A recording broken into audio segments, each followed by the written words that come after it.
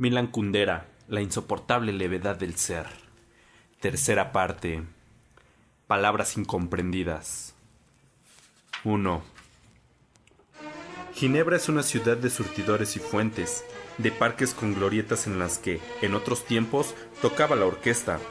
Hasta el edificio de la universidad se pierde entre los árboles. Franz terminó hace poco su clase de la mañana y salió del edificio. De las mangueras salía agua pulverizada que mojaba el césped y él estaba en un humor excelente. Fue directamente de la universidad a casa de su amante. Vivía a un par de manzanas de allí. Iba a verla con frecuencia, pero solo como amigo galante, nunca como amante. Si hiciera el amor con ella en su estudio de Ginebra, pasaría en un mismo día de una mujer a otra, de la esposa a la amante y de la amante a la esposa, y, dado que en Ginebra los matrimonios duermen en una misma cama, a la francesa pasaría por lo tanto en unas pocas horas de la cama de una mujer a la cama de otra mujer. Creía que, de ese modo, humillaría a la amante y a la esposa y, al fin y al cabo, se humillaría a sí mismo. El amor que sentía por la mujer de la que se había enamorado hacía unos meses era para él algo tan preciado que trataba de crear para ella un espacio independiente en su vida, un territorio inaccesible de pureza. Con frecuencia era invitado a dar conferencias en diversas universidades extranjeras y ahora aceptaba fervientemente todas las invitaciones. Y como no eran bastantes, se inventaba además congresos y simposios ficticios para poder justificar sus ausencias ante la esposa. La amante, que disponía libremente de su tiempo, lo acompañaba. Así hizo posible que ella conociera, en breve plazo, muchas ciudades europeas y una norteamericana. Dentro de 10 días, si no te parece mal, podríamos ir a Palermo, dijo. Prefiero Ginebra, respondió. Estaba ante el caballete, con un cuadro a medio hacer, y contemplaba su obra. ¿Cómo pretendes vivir sin conocer Palermo? Intentó bromear. Ya conozco Palermo, dijo. ¿Y eso? Preguntó casi celoso. Una amiga mía me mandó un postal desde allí. La pegué en el water. ¿No te has fijado? Luego añadió. Había un poeta de principios del siglo. Era ya muy viejo y su secretario lo llevaba a pasear. Maestro, le decía, mire el cielo, hoy vuela sobre nuestra ciudad el primer avión. Me lo puedo imaginar, dijo el maestro a su secretario y no levantó los ojos del suelo. ¿Ves? Pues yo me puedo imaginar Palermo. Hay los mismos hoteles y los mismos coches que en las demás ciudades. Al menos en mi estudio hay siempre cuadros diferentes. Franz se puso triste. Se había acostumbrado a que existiera una relación tan directa entre la vida amorosa y los viajes que su invitación «Vamos a Palermo» contenía un mensaje equívocamente erótico. Por eso, la afirmación «Prefiero Ginebra» tenía para él un sentido claro. Su amante ya no le quiere como amante. ¿Cómo es posible que se sienta tan inseguro ante ella? No había el menor motivo.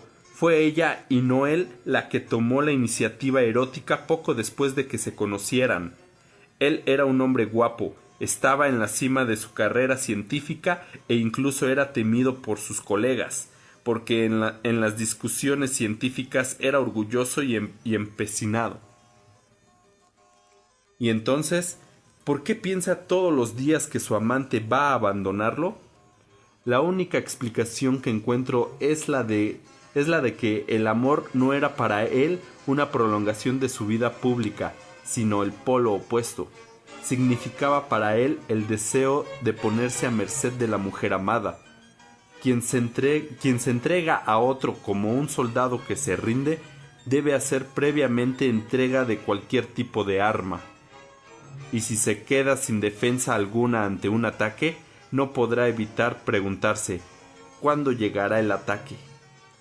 Por eso puedo decir, para Franz el amor significaba la permanente espera de un ataque. Mientras él se entregaba a su angustia, su amante dejó el pincel y se fue a la habitación contigua. Volvió con una botella de vino. Sin decir palabra, la abrió y sirvió 2 vasos de vino. Sintió una sensación de alivio. Se daba risa a sí mismo. La frase «prefiero ginebra» no significa que no tenga ganas de hacer el amor con él, sino, por el contrario, que ya no quiere limitar los momentos de amor a las ciudades extranjeras. Ella alzó la copa y se la bebió de un trago. Franz también levantó la copa y bebió. Naturalmente, estaba muy contento de que la negativa a viajar a Palermo hubiera resultado ser una invitación a hacer el amor, pero, al mismo tiempo, lo lamentaba un poco. Su amante había decidido dejar el hábito de pureza que él había instaurado en sus relaciones. No había comprendido su angustioso esfuerzo por salvar el amor de la trivialidad y separarlo radicalmente de su hogar conyugal.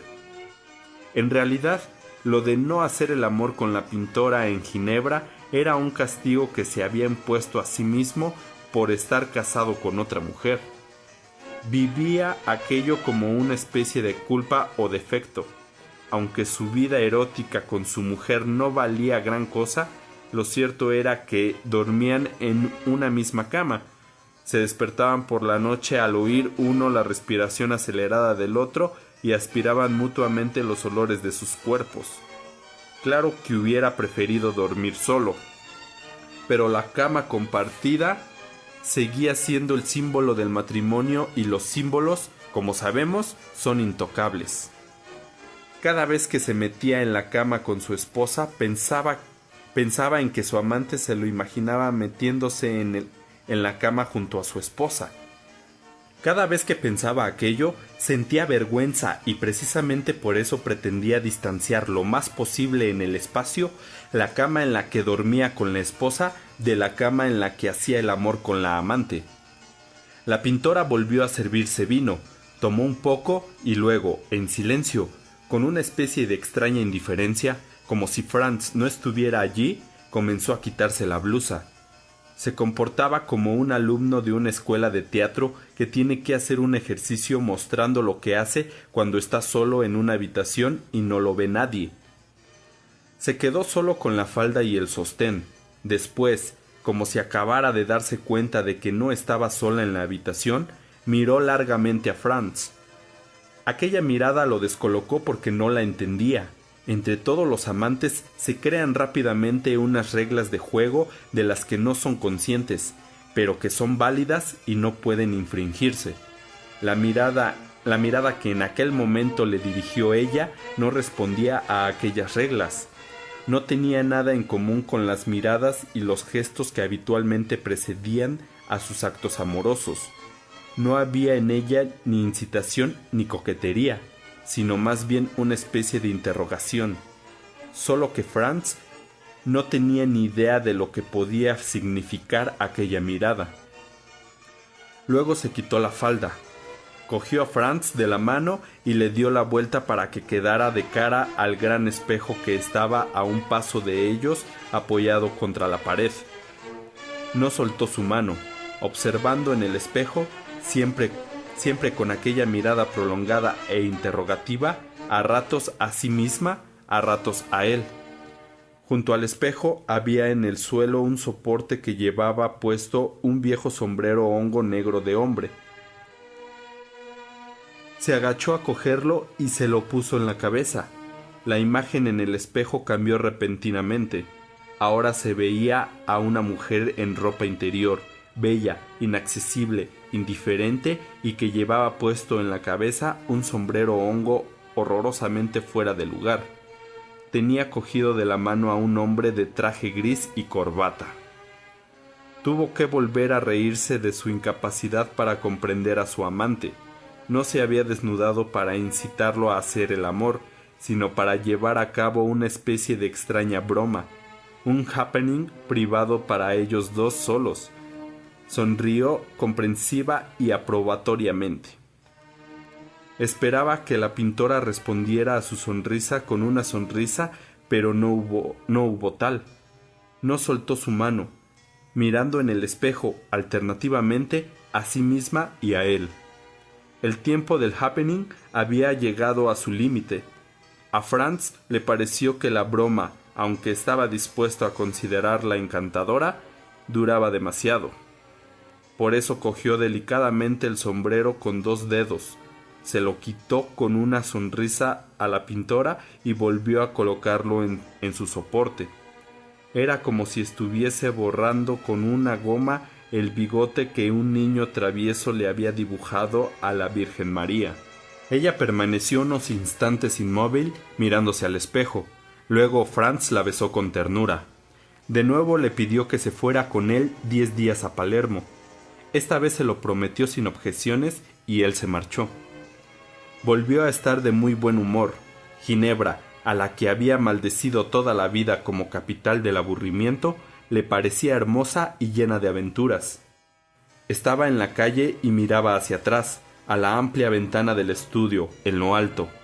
Eran los últimos días de primavera, hacía calor. En todas las ventanas estaban extendidos los toldos a rayas.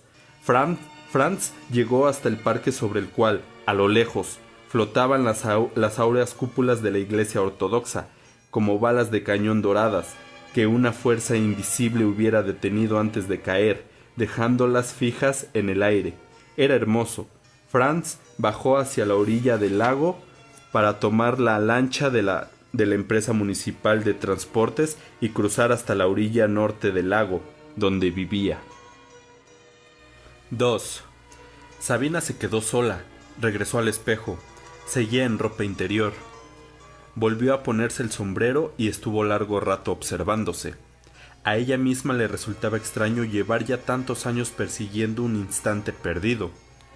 Una vez, hace ya muchos años, vino a verla Tomás y le llamó la atención el sombrero. Se lo puso y se miró en un gran espejo que, como ahora, estaba entonces apoyado a la pared de su estudio praguense. Quería comprobar qué tal quedaría de alcalde del siglo pasado. Cuando Sabina empezó a desnudarse lentamente, le puso el sombrero en la cabeza. Estaban ante el espejo, siempre estaban delante de él mientras se desnudaban, y se miraban. Ella estaba solo en ropa interior y en la cabeza llevaba el sombrero hongo. De pronto comprendió que aquella imagen los excitaba a los dos. ¿Cómo podía haber sucedido? No hacía más que un momento el sombrero que llevaba puesto le parecía una broma. ¿Es que no hay más que un paso de lo ridículo a lo excitante?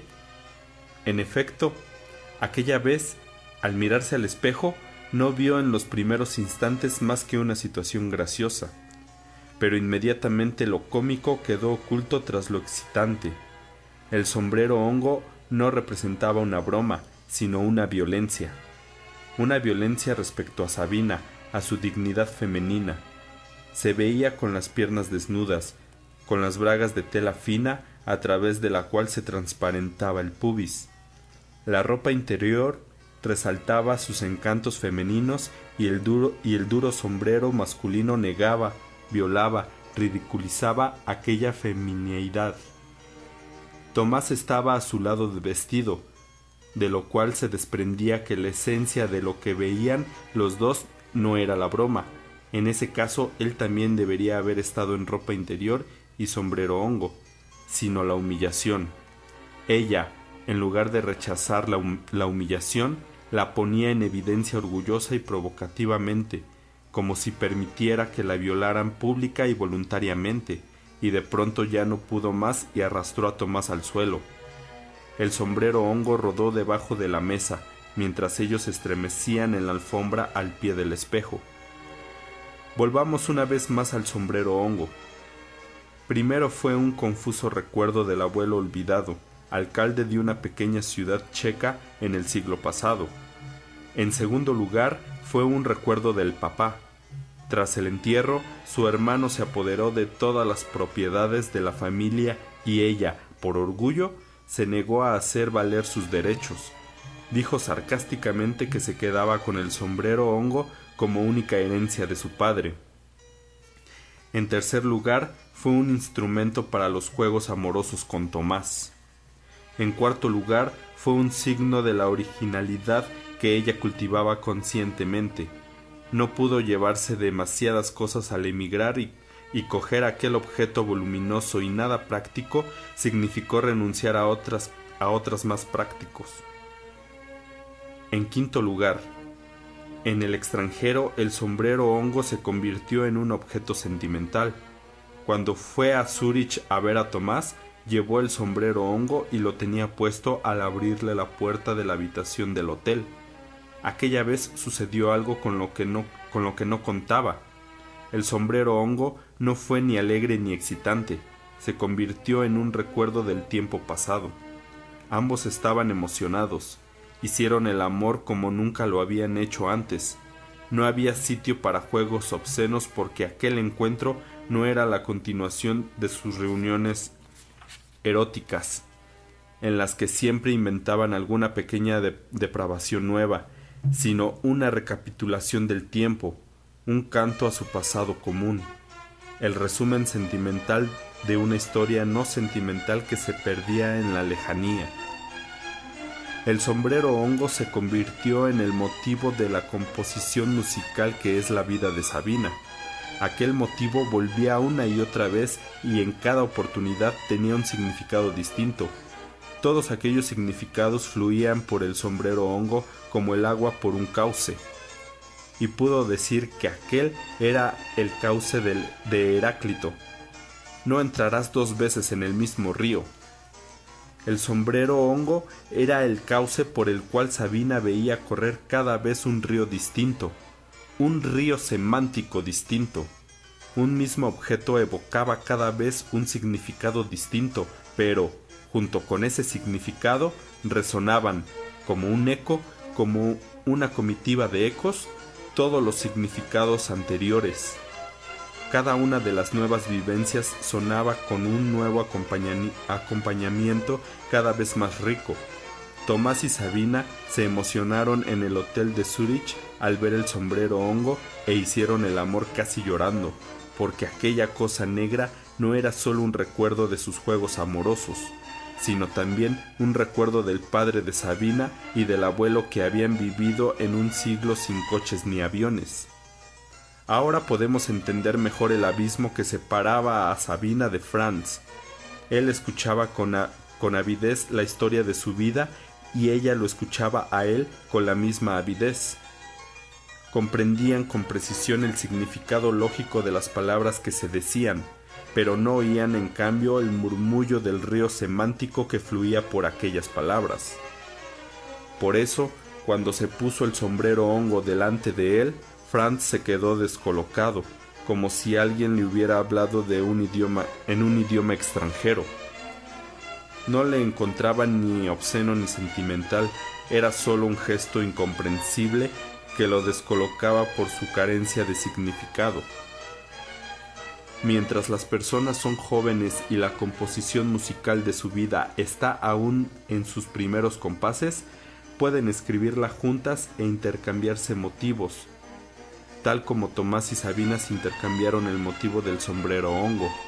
Pero cuando se encuentran y son ya mayores, sus composiciones musicales están ya más o menos cerradas y cada palabra, cada objeto significa una cosa distinta en la composición de la una y en la de la otra. Si yo hubiera seguido todas las conversaciones entre Sabina y Franz, podría elaborar con sus incomprensiones un gran diccionario. Contentémonos con un diccionario pequeño. 3. Pequeño diccionario de palabras incomprendidas. Primera parte. Mujer. Ser mujer era para Sabina un signo que no había elegido. Aquello que no ha sido elegido por nosotros no podemos considerarlo ni como un mérito ni como un fracaso. Sabina opina que hay que tener una relación correcta con el signo que nos ha caído en suerte. Rebelarse contra el hecho de haber nacido mujer le parece igual de necio que enorgullecerse de ello. Una vez, durante uno de sus primeros encuentros, Franz le dijo con especial énfasis: «Sabina, es usted una mujer». No comprendía por qué se lo anunciaba con el gesto jubiloso de Cristóbal Colón viendo por primera vez las costas de América. Más tarde comprendió que la palabra mujer, en la que había puesto un énfasis particular, no significaba para él la denominación de uno de los dos sexos humanos, sino un valor. No todas las mujeres son dignas de ser llamadas mujeres. Pero si Sabina es para Franz una mujer, ¿qué es entonces para él Mary Cloud, su verdadera esposa? Hace más de 20 años, algunos meses después de conocerse, le amenazó con quitarse la vida si la abandonaba. Franz se quedó prendado de aquella amenaza. Mary Cloud no le gustaba demasiado, pero su amor le parecía maravilloso. Le parecía que no era digno de tan gran amor y que debía inclinarse profundamente ante él. De modo que se inclinó hasta el suelo y se casó con ella. Pese a que Mary Cloud nunca volvió ya a manifestar tal intensidad de sentimientos como en el momento en que le amenazó con el suicidio, en lo más profundo de él siguió vivo un imperativo. No debe hacerle nunca daño, y tiene que valorar a la mujer que hay en ella. Esta frase es interesante. No decía valorar a Mary Cloud, sino valorar a la mujer que hay en Mary Cloud. Pero si la propia Mary Cloud es mujer, ¿quién es esa otra mujer que se esconde dentro de ella y a la que debe valorar? ¿Es quizá la idea platónica de la mujer? No, es su mamá. Nunca se le hubiera ocurrido decir que en su madre valoraba a la mujer. Adoraba a su mamá y no a una mujer que estuviera dentro de ella. La idea platónica de la mujer y la mamá eran la misma cosa. Él tenía 12 años cuando el padre de Franz la abandonó repentinamente. El niño supuso que estaba ocurriendo algo grave, pero la mamá veló el drama con palabras neutrales y suaves para no excitarlo. Ese día fueron a la ciudad y al salir de casa, Franz se dio cuenta de que la madre llevaba en cada pie un zapato distinto. Se sentía confuso, tenía ganas de advertírselo, pero al mismo tiempo le daba miedo que una advertencia de ese tipo pudiera herirla. Así que pasó 2 horas en la ciudad sin poder apartar los ojos de sus zapatos. Aquella vez empezó a entender qué era el sufrimiento. Fidelidad y traición. La amó desde la infancia hasta el momento en que la acompañó al cementerio, y la amaba hasta en el recuerdo. De ahí nació en él la idea de que la fidelidad es la primera de todas las virtudes. La fidelidad le da unidad a nuestra vida que, de otro modo, se fragmentaría en miles de impresiones pasajeras como si fueran miles de añicos. Franz le hablaba a Sabina con frecuencia de su madre, quién sabe si hasta con cierta intención subconsciente, no del todo desinteresada. Suponía que Sabina quedaría subyugada por su capacidad de ser fiel y que de aquel modo la conquistaría. No sabía que lo que subyugaba a Sabina era la traición y no la fidelidad. La palabra fidelidad le recordaba al padre, un puritano que vivía en una pequeña ciudad y los domingos pintaba para entretenerse puestas de sol en el bosque y rosas en un florero. Gracias a él empezó a pintar siendo aún una niña. Cuando tenía 14 años, ella se enamoró de un muchacho de la misma edad. El padre se horrorizó y no la dejó salir sola de casa durante todo un año. Un día le enseñó unas reproducciones de cuadros de Picasso y se rió de ellas. Ya que no la dejaban amar a su compañero de clase, al menos se enamoró del cubismo. Después de la reválida, se fue a Praga con la alegre sensación de que por fin tenía la oportunidad de traicionar su hogar. Traición. Desde pequeñitos, el padre y el maestro nos decían que es lo peor que puede imaginarse. Pero, ¿qué es la traición? Traición significa abandonar las propias filas. Traición significa abandonar las propias filas e ir hacia lo desconocido. Sabina no conoce nada más bello que ir hacia lo desconocido. Estudiaba en la Academia de Pintura, pero no le estaba permitido pintar como Picasso. Era una época en la que se cultivaba obligatoriamente el llamado realismo socialista y en la escuela se fabricaban retratos de los gobernantes comunistas. Su deseo de traicionar al padre quedó insatisfecho, porque el comunismo no era más que otro padre, igual de severo y de estrecho, que prohibía el amor, era una época puritana, y a Picasso. Se casó con un mal actor de un teatro de Praga solo porque tenía fama de gamberro y les resultaba inadmisible a los dos padres. Después murió la madre. Al día siguiente de su regreso a Praga, tras el entierro, recibió un telegrama. El padre no había podido soportar el dolor y se había suicidado. Le remordía la conciencia. Era algo tan ruin que papá pintase floreros con rosas y no le gustase Picasso. Era tan digno de reproche que tuviese miedo de que su hija volviese a casa a sus 14 años embarazada. Era tan ridículo que no fuese capaz de seguir viviendo sin su mujer. El deseo de traicionar le invadió de nuevo, de traicionar su propia traición. Le comunicó al marido, ya no veía en él a un gamberro, sino tan solo a un borracho importuno, que lo abandonaba. Pero si traicionamos a B, por cuya causa habíamos traicionado a A, de eso no se desprende que nos reconciliemos con A. La vida de la pintora divorciada no se parecía a la vida de sus padres traicionados. La primera traición es irreparable, produce una reacción en cadena de nuevas traiciones, cada una de las cuales nos distancia más y más del lugar de la traición original. Música. Para Franz, es el arte que más se aproxima a la belleza dionisíaca entendida como embriaguez. Uno no puede embriagarse fácilmente con una novela o un cuadro, pero puede embriagarse con la novena de Beethoven, con la sonata de Bartók para 2 pianos y percusión o con las canciones de los Beatles. Franz no distingue entre la llamada música seria y la música moderna. Esa diferenciación le parece anticuada e hipócrita. Le gusta tanto el rock como Mozart. Para él, la música es una liberación, lo libera de la soledad, del encierro, del polvo de las bibliotecas, abre en su cuerpo una puerta por la que su alma entra al mundo para hermanarse. Le gusta bailar y lamenta que Sabina no comparta esta pasión con él. Están los dos en un restaurante y mientras comen se oye por los altavoces una sonora música rítmica. Sabina dice: «Esto es un círculo vicioso, la gente se vuelve sorda porque pone la música cada vez más alto, y como se vuelve sorda, no le queda más remedio que ponerla aún más alto». «¿No te gusta la música?», le pregunta Franz. «No», dice Sabina. Luego añade: «Puede que si viviera en otra época», y piensa en el tiempo en que vivía Johann Sebastian Bach, cuando la música era como una rosa que crecía en una enorme planicie nevada de silencio. El ruido disfrazado de música la persigue desde su infancia. Cuando estudiaba en la Academia de Pintura, tuvo que pasar unas vacaciones enteras en la llamada Obra de la Juventud. Vivían en unas habitaciones comunes y trabajaban en la construcción de una siderurgia. La música aullaba desde los altavoces a partir de las 5 de la mañana y hasta las 9 de la noche.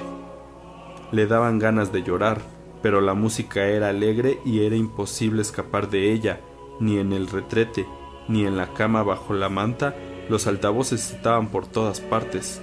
La música era como una jauría de perros de presa que hubieran soltado tras ella. Entonces pensaba que esta barbarie musical solo imperaba en el mundo comunista. En el extranjero comprobó que la transformación de la música en ruido es un proceso planetario, mediante el cual la humanidad entra en la fase histórica de la fealdad total. El carácter total de la fealdad se manifestó en primer término como omnipresente fealdad acústica: coches, motos, guitarras eléctricas, taladros, altavoces, sirenas. La omnipresencia de la fealdad visual llegará pronto. Cenaron, subieron a la habitación, hicieron el amor y a Franz se le confundían las ideas en el umbral del sueño. Se acordó de la ruidosa música durante la cena y pensó: el ruido tiene una ventaja, no se oyen las palabras. Se dio cuenta de que desde su infancia no hace otra cosa que hablar, escribir, dar conferencias, inventar frases, buscar expresiones, corregirlas, de modo que al final no hay palabras precisas. Su sentido se difumina, pierden su contenido y se convierten en residuos, hierbajos, polvo, arena que vaga por su cerebro, que le duele en la cabeza, que es su insomnio, su enfermedad. Y en ese momento sintió el anhelo, oscuro y poderoso, de una música inmensa, de un ruido absoluto, un bullicio hermoso y alegre que lo abrace, lo inunde y lo ensordezca todo, y en el que desaparezca para siempre el dolor, la vanidad y el nihilismo de las palabras. La música, la negación de las frases, la música, la antipalabra.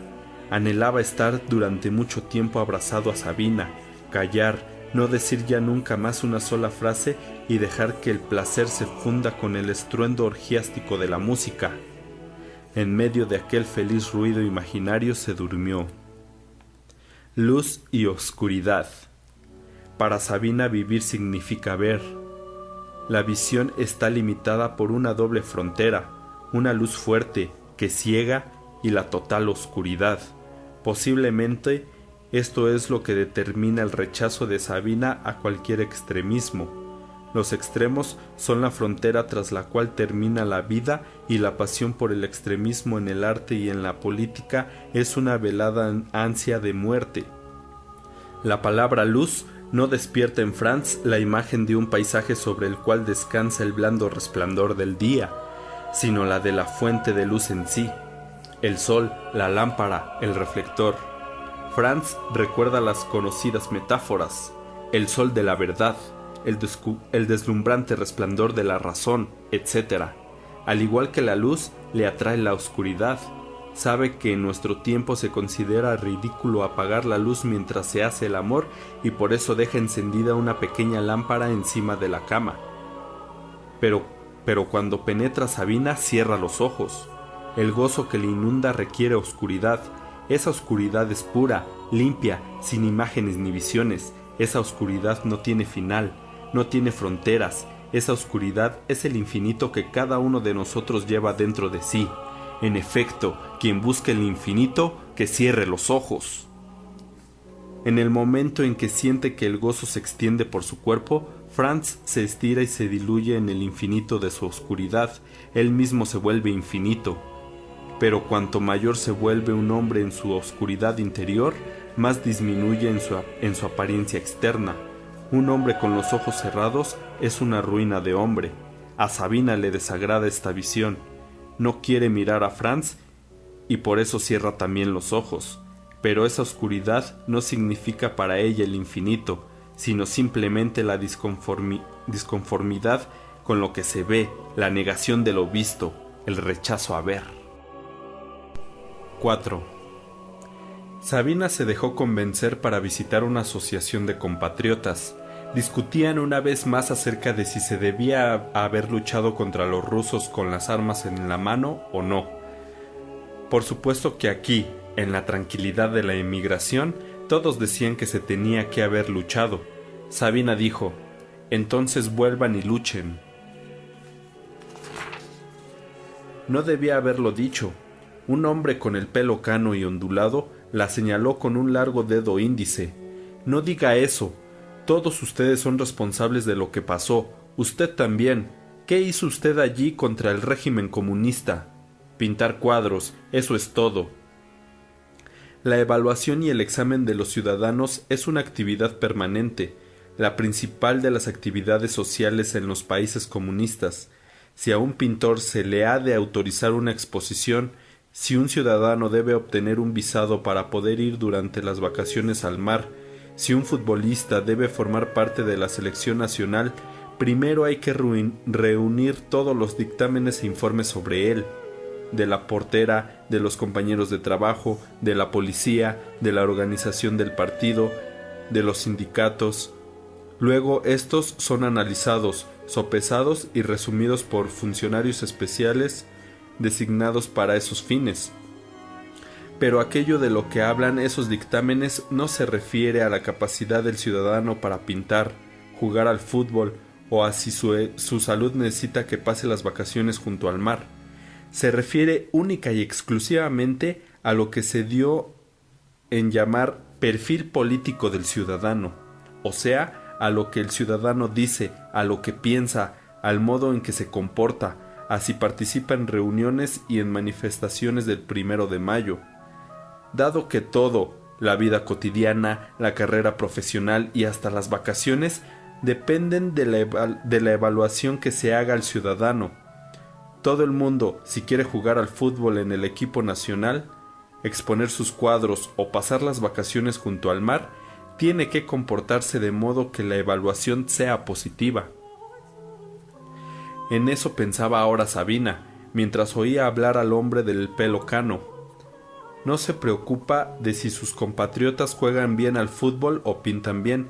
Ninguno de los checos se preocupaban por saber cómo pinta Sabina, sino de si su postura en contra del régimen comunista era activa o solo pasiva, de verdad o fingida, de toda la vida o de ahora mismo. Como era pintora, se fijaba mucho en la cara de la gente y conocía, por sus experiencias en Praga, la fisionomía de aquellos cuya pasión es examinar y evaluar a los demás. Todos ellos tenían el índice un poco más largo que el dedo del corazón y apuntaban con él a las personas con las que hablaban. Por lo demás, el presidente Novotny, que mandó en Bohemia durante 14 años, hasta 1968, también llevaba el pelo exactamente igual, con un ondulado de peluquería y tenía el índice más largo de todos los habitantes de Europa Central. Cuando el prestigioso emigrante oyó, en boca de una pintora cuyos cuadros no había visto nunca, que se parecía al presidente comunista Novotny, enrojeció, palideció, volvió a enrojecer, volvió a palidecer, no dijo nada y permaneció en silencio. Todos se quedaron callados al mismo tiempo, hasta que por fin Sabina se levantó y se fue. Estaba consternada, pero en cuanto llegó a la calle, pensó, ¿y por qué iba a tener que relacionarse con los checos? ¿Qué la une a ellos? ¿El paisaje? Si cada uno de ellos tuviera que explicar lo que le dice la palabra Bohemia, las imágenes que tendrían ante los ojos serían totalmente heterogéneas y no formarían unidad alguna. ¿O la cultura? ¿Pero qué es? ¿Dvorak y Janáček? Sí, pero ¿qué ocurre cuando un checo no tiene sentido musical? La esencia de lo checo se diluye rápidamente. ¿O los grandes hombres? ¿Jan Hus? Ninguno de ellos había leído ni un solo renglón de sus libros. Lo único que eran capaces de entender todos a una eran las llamas, las gloriosas llamas en las que ardió como hereje en la hoguera, las gloriosas cenizas en las que se convirtió, de modo que la esencia de lo checo, piensa Sabina, no es para ellos más que cenizas. Lo que une a esa gente no es más que su derrota y los reproches que se hacen mutuamente. Andaba deprisa. Más que la ruptura con los emigrantes, lo que ahora le excitaba eran sus pensamientos. Sabía que eran injustos. Entre los checos hay también personas diferentes a aquel señor del índice largo. El silencio que se produjo tras sus palabras no significaba, ni mucho menos, que todos estuviesen en contra suya. Más bien estaban confundidos por ese odio repentino, por esa incomprensión de la que aquí en la inmigración todos son víctimas. ¿Por qué mejor no se compadece de ellos? ¿Por qué no ve en ellos a personas enternecedoras y abandonadas? Nosotros sabemos ya por qué.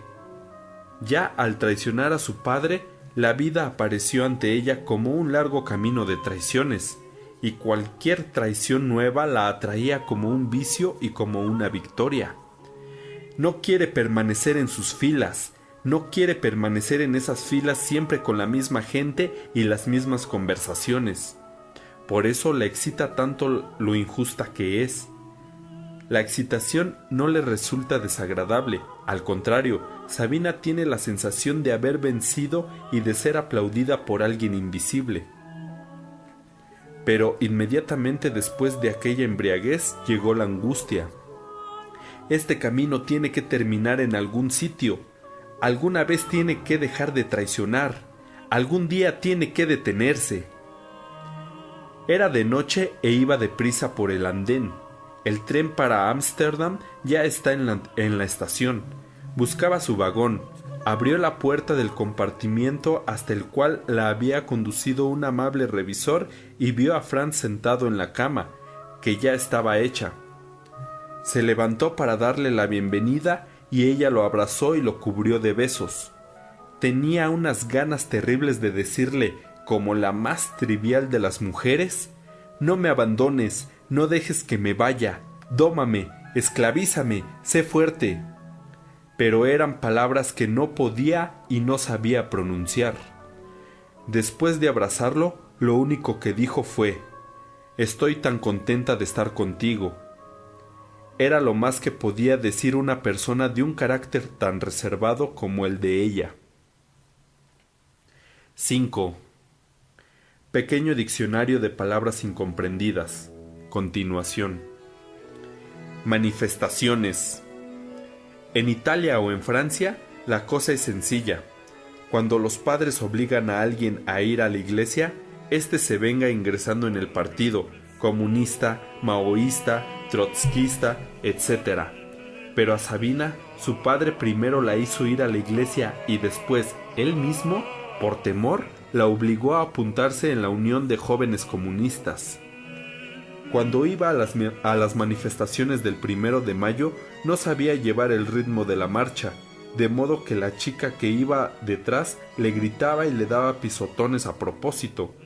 Cuando se cantaba durante el desfile, nunca sabía el texto de las canciones y no hacía más que abrir la boca sin emitir sonido.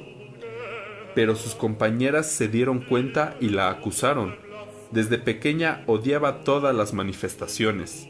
Franz estudiaba en París y, como tenía un talento excepcional, su carrera científica estaba asegurada prácticamente desde sus 20 años. Desde entonces sabía que se iba a pasar la vida dentro de un gabinete universitario, de las bibliotecas públicas y de 2 o 3 aulas. Aquella idea le producía una sensación de asfixia. Tenía ganas de salirse de su vida, tal como se sale de una casa a la calle. Por eso, mientras vivía en París, le gustaba tanto asistir a manifestaciones. Era precioso celebrar algo, reivindicar algo, protestar contra algo, no estar solo, estar al aire libre y estar con otros. Las manifestaciones que bajaban por el Boulevard Saint-Germain o desde la Plaza de la República a la Bastilla le fascinaban. La masa marchando y gritando era para él la imagen de Europa y su historia. Europa es la gran marcha, marcha de revolución en revolución, de lucha a lucha, siempre adelante.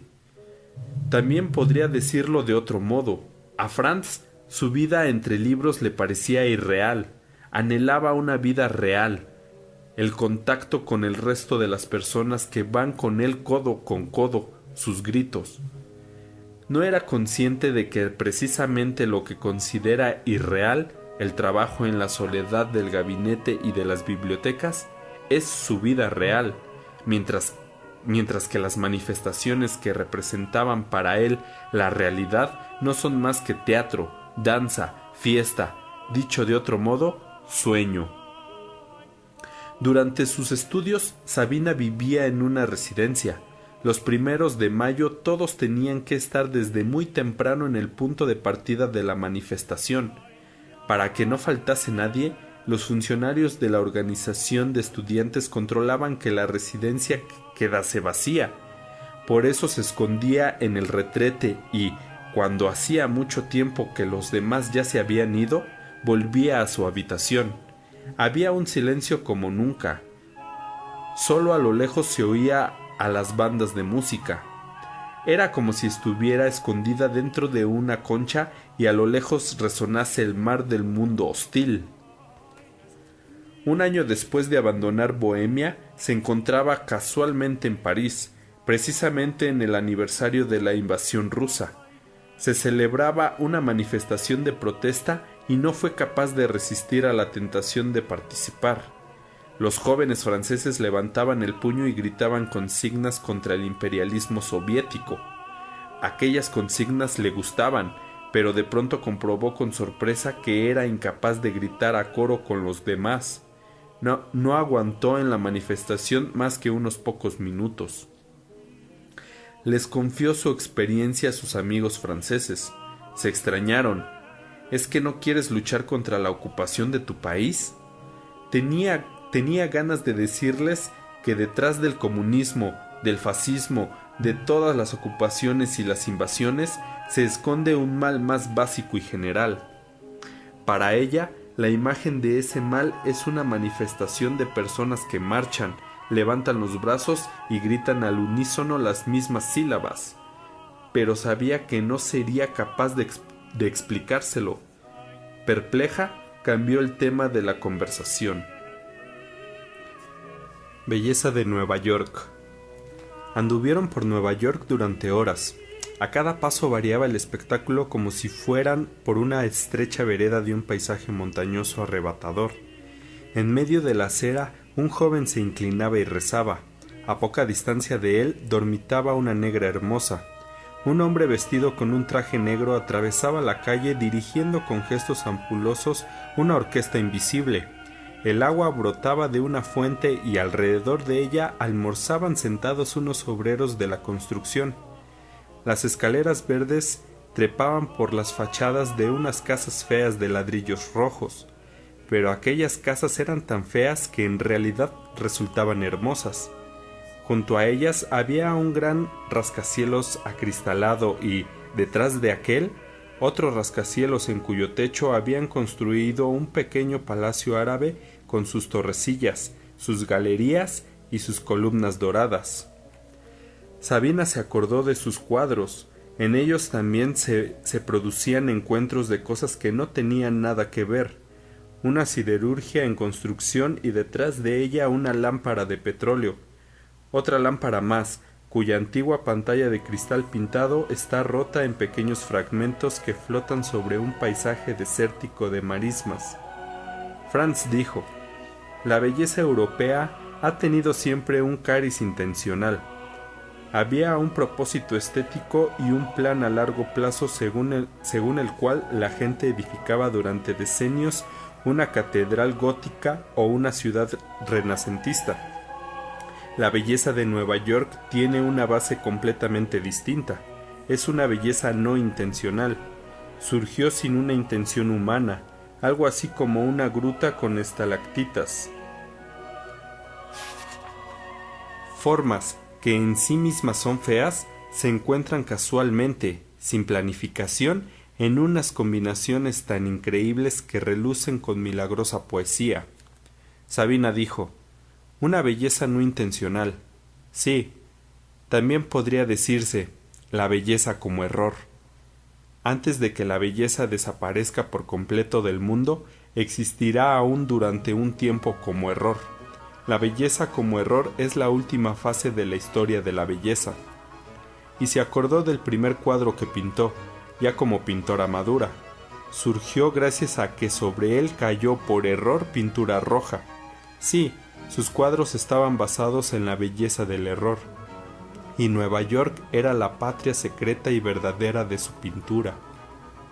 Franz dijo: es posible que la belleza no intencional de Nueva York sea mucho más rica y variada que la belleza excesivamente severa y compuesta de un proyecto humano, pero ya no es una belleza europea, es un mundo extraño.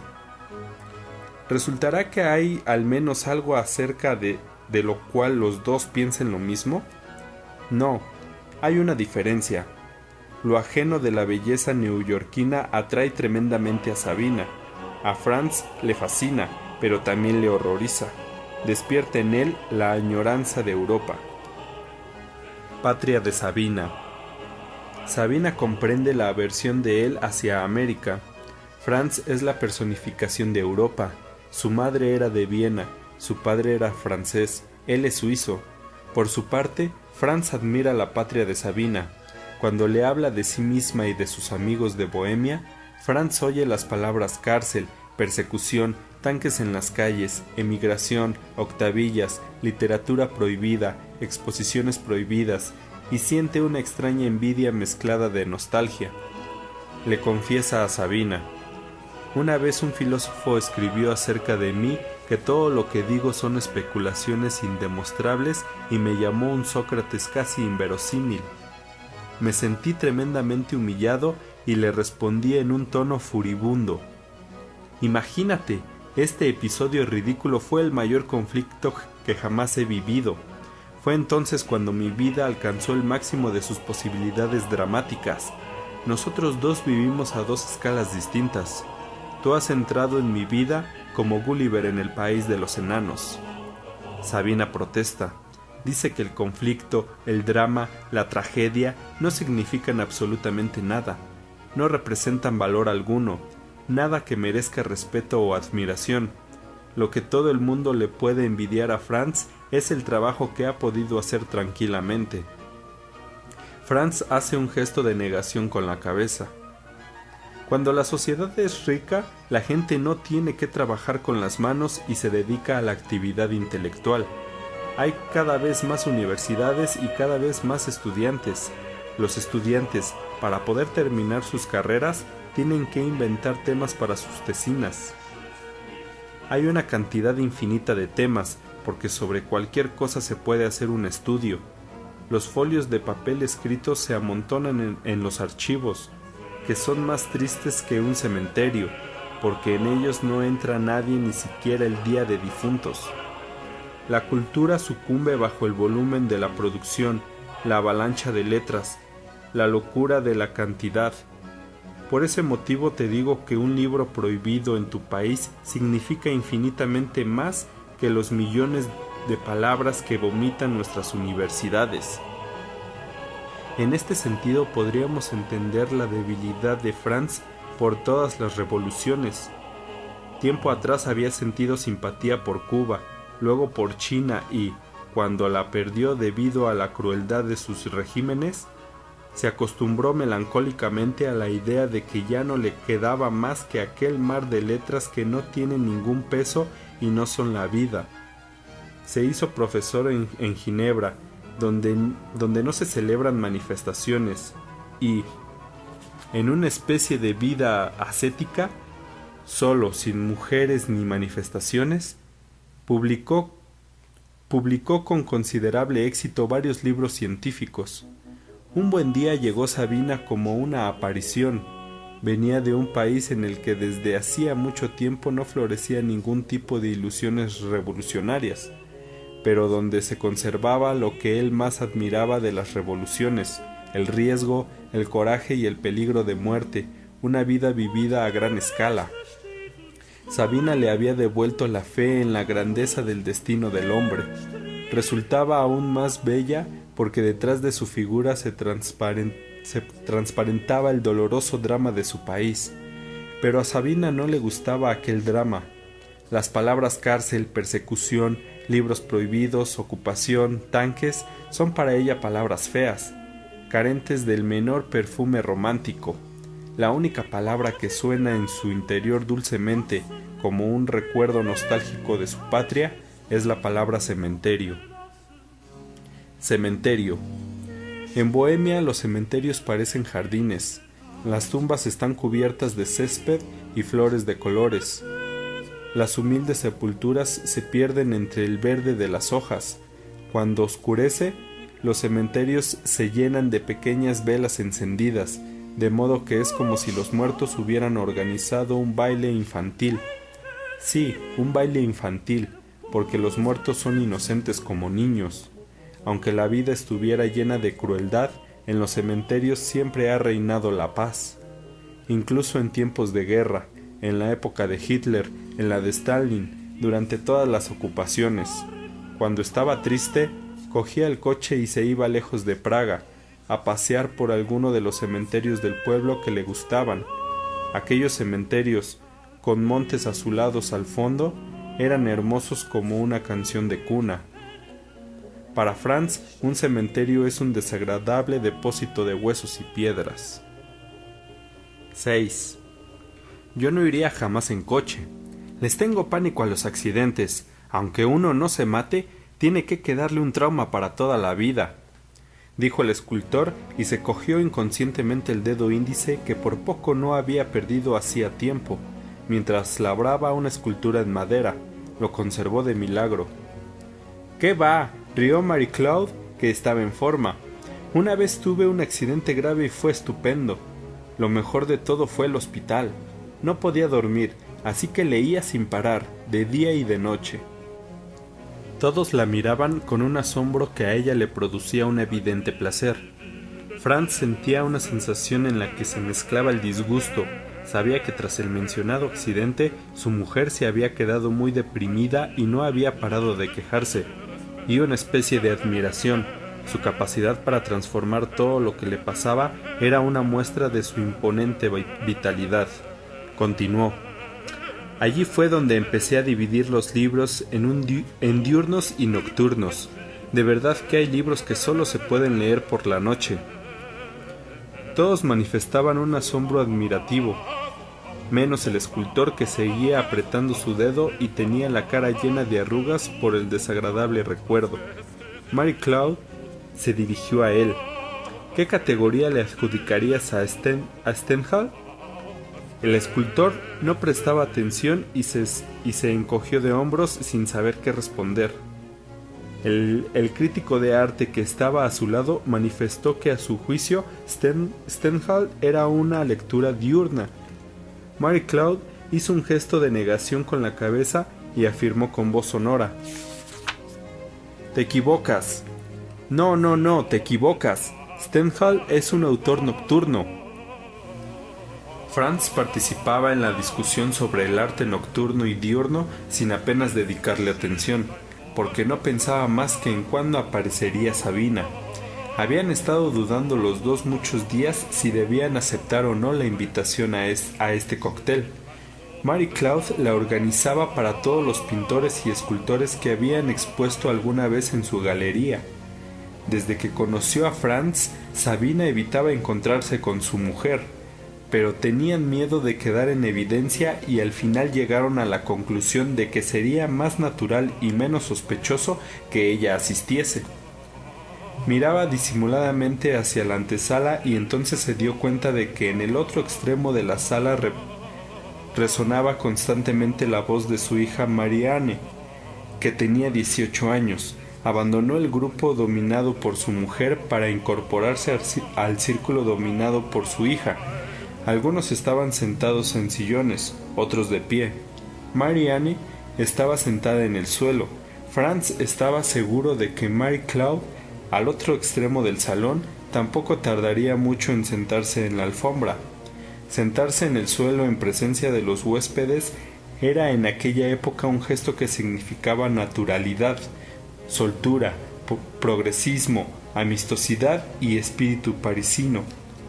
Marianne se sentaba en todas partes en el suelo con tal pasión que Franz temía con frecuencia que se sentase en el suelo en el estanco al que iba a comprar cigarrillos. ¿En qué está trabajando ahora Alan?, le preguntó Marianne al hombre a cuyos pies estaba sentada. Alan era una persona ingenua y honesta y quiso responder con sinceridad a la hija de la dueña de la galería. Empezó a explicarle su nuevo modo de pintar, que es una unión de fotografía y pintura al óleo.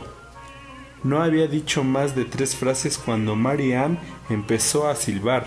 El pintor hablaba despacio y concentrado, de manera que no oyó los silbidos. Franz le dijo al oído: «¿Me puedes decir por qué silbas?». «Porque no me gusta cuando hablan de política», respondió en voz alta. En efecto, 2 de los hombres que formaban parte del mismo círculo hablaban de las próximas elecciones en Francia. Marianne, que se sentía obligada a dirigir la diversión, les preguntó a los dos si irían la semana próxima al teatro a ver la ópera de Rossini que ponía en Ginebra una compañía italiana. Mientras tanto, el pintor Alan buscaba formulaciones cada vez más precisas para explicar su nuevo modo de pintar, y Franz se avergonzaba de su hija. Para acallarla, afirmó que se aburría infinitamente en la ópera.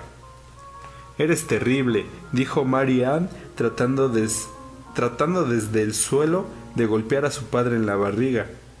«El actor principal es hermoso. ¡Ay, qué hermoso es! Lo he visto 2 veces y estoy enamorada de él». Franz constató que su hija se parecía terriblemente a su madre. «¿Por qué no se parece a él?» «No hay nada que hacer, no se le parece». Ha oído ya a Mary Claude innumerables veces decir que está enamorada de tal o cual pintor, cantante, escritor, político y una vez hasta de un ciclista. Por supuesto que aquello era pura retórica de cenas y cócteles.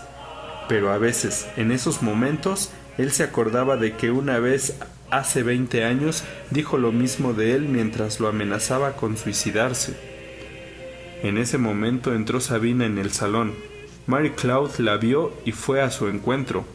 Su hija seguía hablando de Rossini, pero Franz solo prestaba atención a lo que se decían las 2 mujeres. Después de unas frases amistosas de bienvenida, Mary Claude cogió un colgante de cerámica que Sabina llevaba al cuello y dijo en voz muy alta: «¿Y esto qué es? Es muy feo». Aquella frase llamó la atención de Franz. No fue pronunciada con agresividad, por el contrario, una sonora risa pretendía aclarar inmediatamente que el rechazo al colgante no cambiaba en nada la amistad que Mary Claude sentía por la pintora, pero era sin embargo una frase que no cuadraba con la forma en que Mary Claude hablaba con los demás. «Lo he hecho yo misma», dijo Sabina. «Es feo, de verdad», repitió Mary Claude en voz muy alta. «No deberías llevarlo».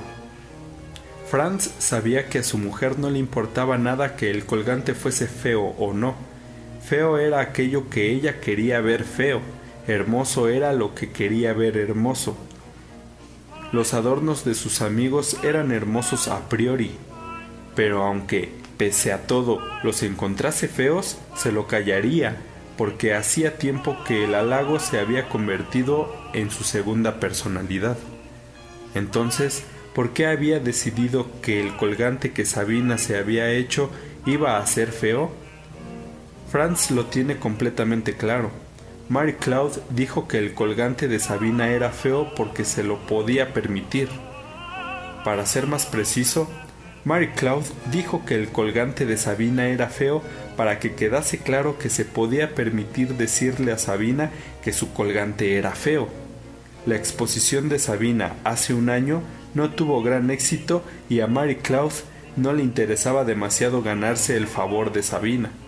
Por el contrario, Sabina tenía motivos para desear ganarse el favor de Mary Claude.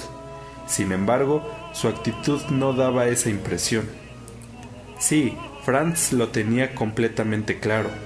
Mary Claude había aprovechado la oportunidad para poner de manifiesto ante Sabina y los demás cuál era la verdadera relación de fuerzas. 7. Pequeño diccionario de palabras incomprendidas. Terminación. Iglesia antigua en Ámsterdam. De un lado están las casas y en las grandes ventanas de los pisos bajos, que parecen escaparates de comercios, están las pequeñas habitaciones de las putas, quienes, en ropa interior, están sentadas justo al lado de los cristales, en sillones con almohadones. Parecen grandes gatas aburridas. La parte de enfrente de la calle está formada por una enorme iglesia gótica del siglo XIV.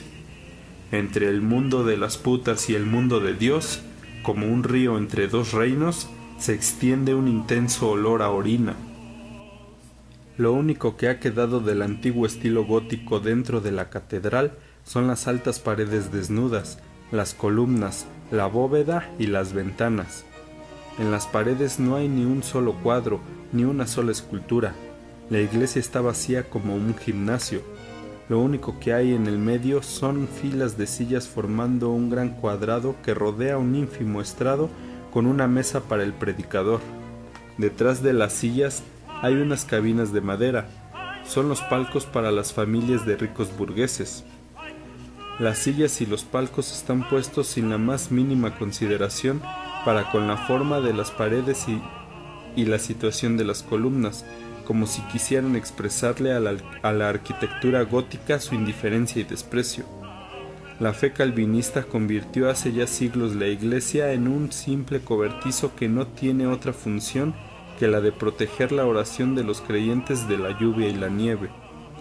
Franz estaba fascinado. Por esta enorme sala había pasado la gran marcha de la historia. Sabina se acordó de cuando, tras el golpe de estado de los comunistas, todos los palacios de Bohemia fueron nacionalizados y convertidos en escuelas de formación profesional, en asilos de ancianos, pero también en establos. Visitó uno de esos establos. En las paredes estucadas estaban empotrados los soportes de las argollas de hierro a las que estaban atadas las vacas, que miraban como en sueño por las ventanas al parque del palacio por el que corrían las gallinas. Franz dijo: «Este vacío me fascina. La gente acumula altares, estatuas, cuadros, sillas, sillones, alfombras, libros, y después viene ese momento de alivio feliz en el que lo sacuden todo como migas de una mesa. ¿Te imaginas cómo sería esa escoba de Hércules que barrió esta iglesia?»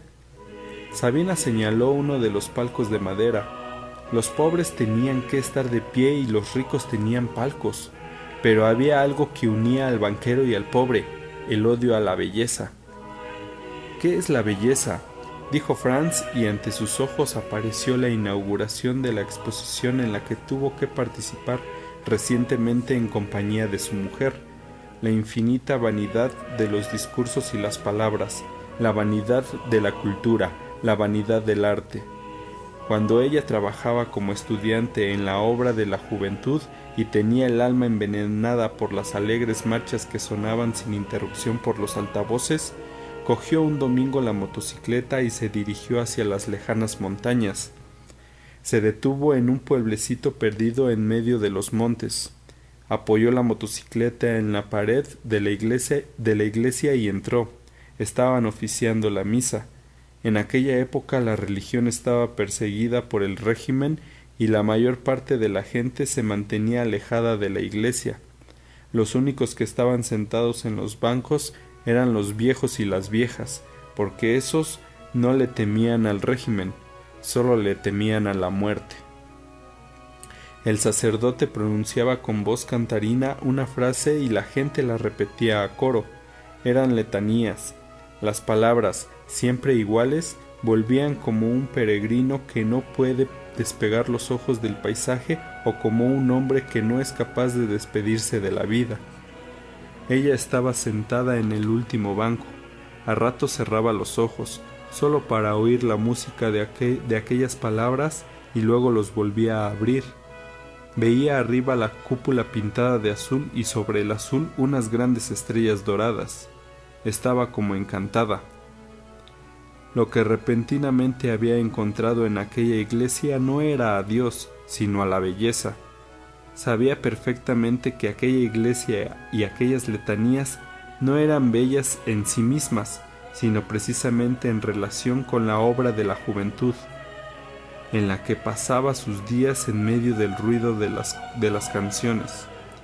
La misa era bella porque se le había aparecido, repentina y secretamente, como un mundo traicionado.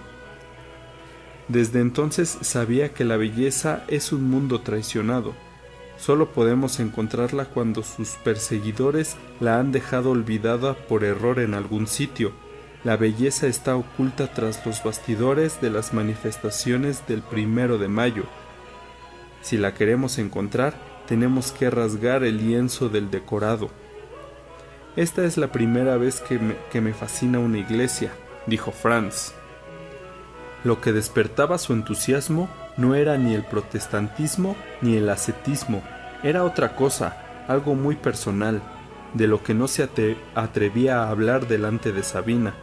Le parecía oír una voz que lo exhortaba a coger la escoba de Hércules y barrer de su vida las inauguraciones de Mary Claude, los cantantes de Mary Ann, los congresos y los simposios, los discursos vanos, las palabras vanas.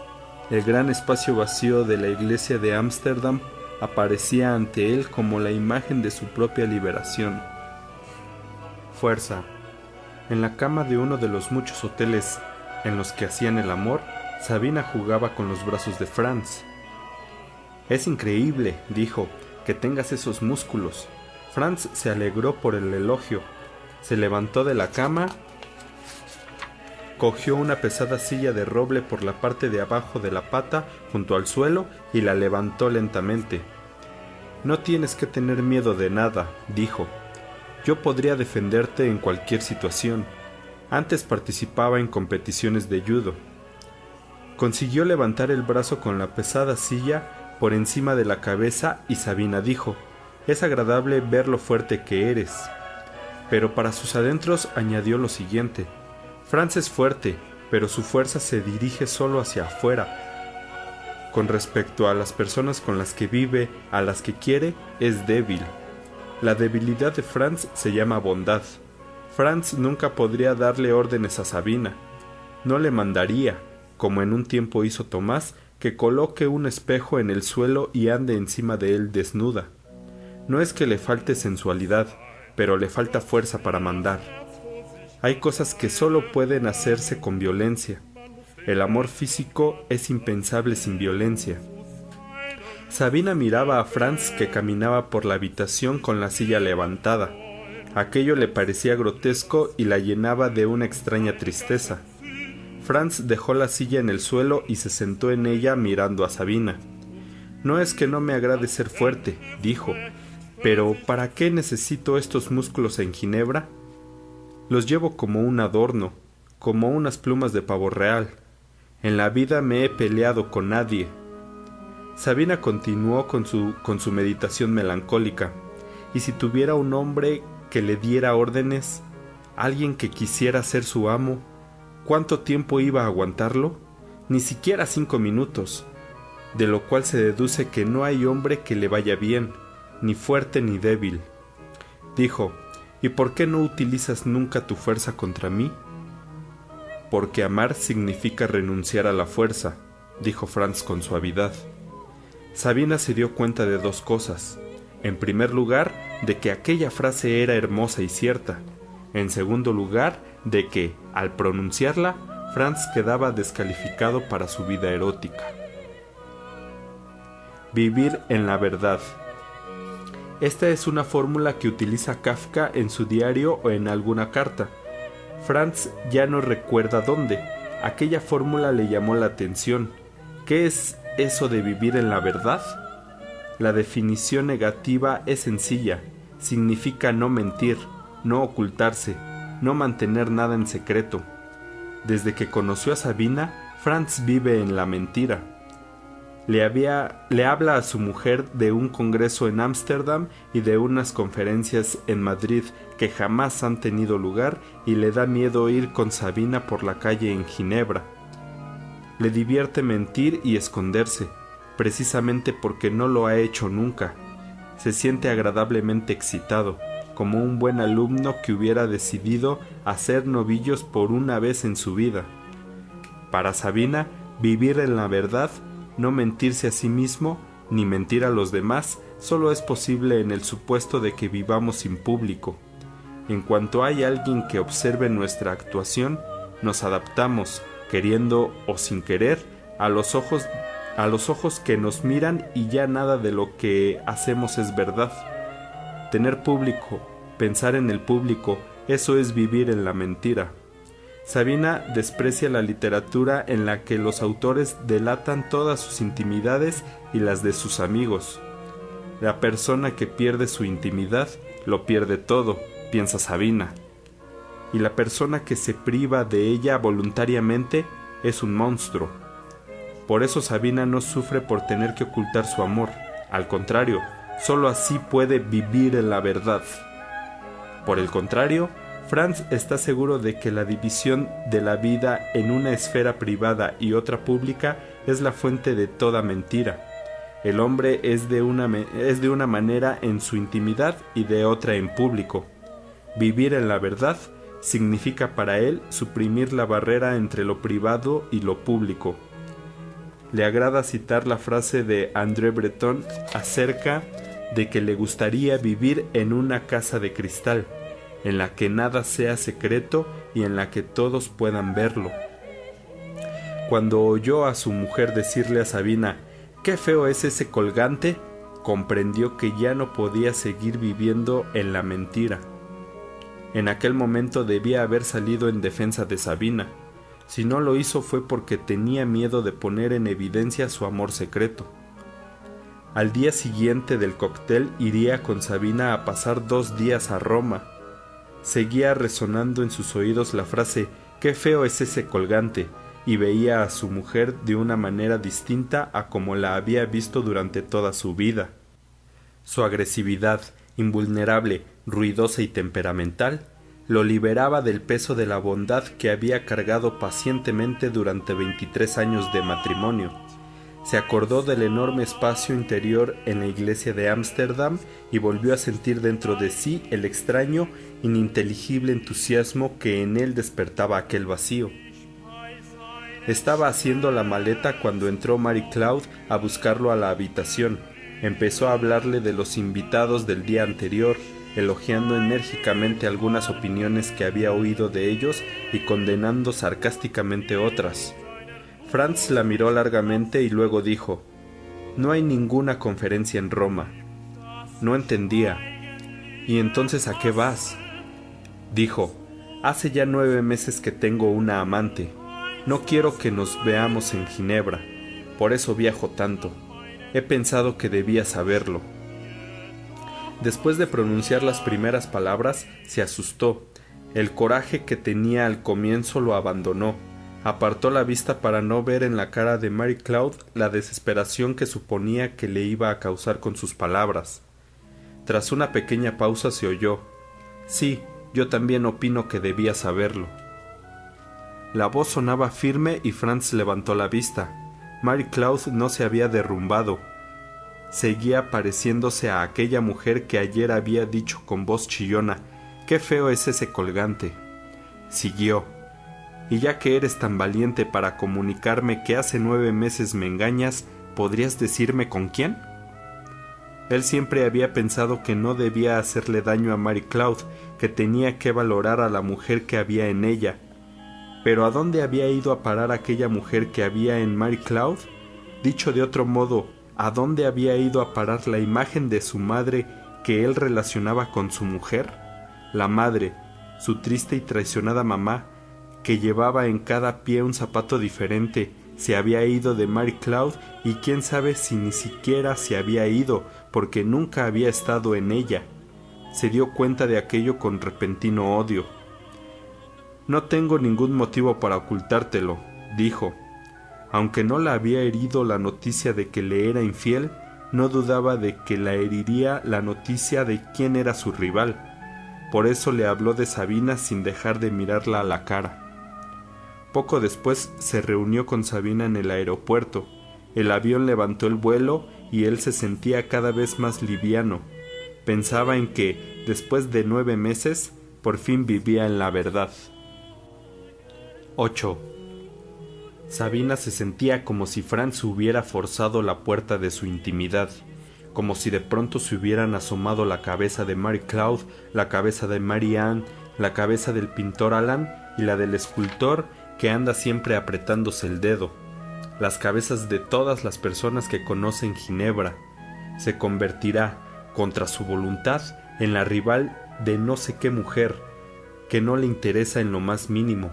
Franz se divorciará y ella ocupará un lugar a su lado en la cama de matrimonio. Todos podrán observarlo de cerca o de lejos. Se verá obligada a hacer una especie de teatro. En lugar de ser Sabina, va a tener que desempeñar el papel de Sabina e inventar cómo se juega ese papel. El amor, cuando se hace público, aumenta de peso, se convierte en una carga. Sabina ya se encorvaba por anticipado al imaginarse ese peso. Cenaron en un restaurante romano y bebieron vino. Ella estaba silenciosa. «¿De verdad que no te enfadas?», preguntó Franz. Le aseguró que no se enfadaba. Estaba confusa y no sabía si debía alegrarse o no.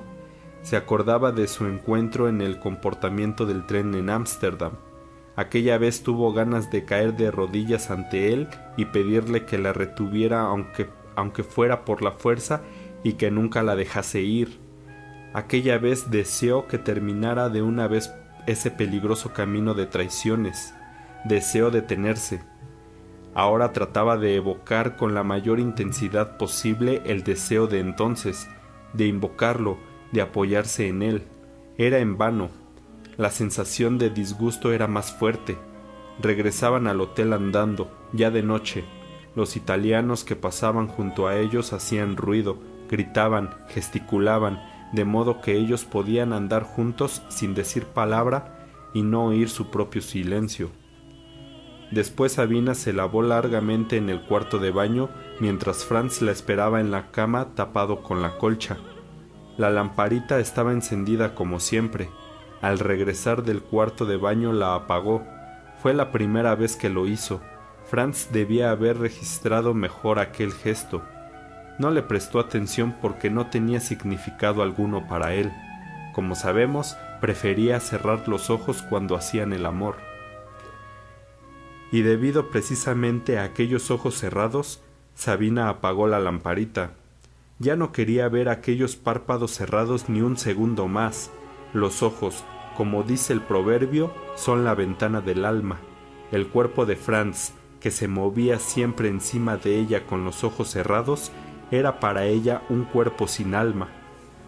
Parecía un cachorro que aún está ciego y emite sonidos de impotencia porque tiene sed. Franz, jodiendo con sus hermosos músculos, era como un enorme cachorro que mamase de sus pechos. Además era cierto que tenía en la boca un pezón suyo como si estuviera chupeteando leche. Esa idea de que por abajo era un hombre maduro y por arriba un lactante que mamaba, de que por lo tanto estaba jodiendo con un bebé, la ponía al borde de la náusea. No, ya no quiere ver nunca más cómo se mueve desesperadamente encima de ella. Ya nunca más le ofrecerá su pecho como una perra a su cachorro. Hoy es la última vez, irrevocablemente la última vez.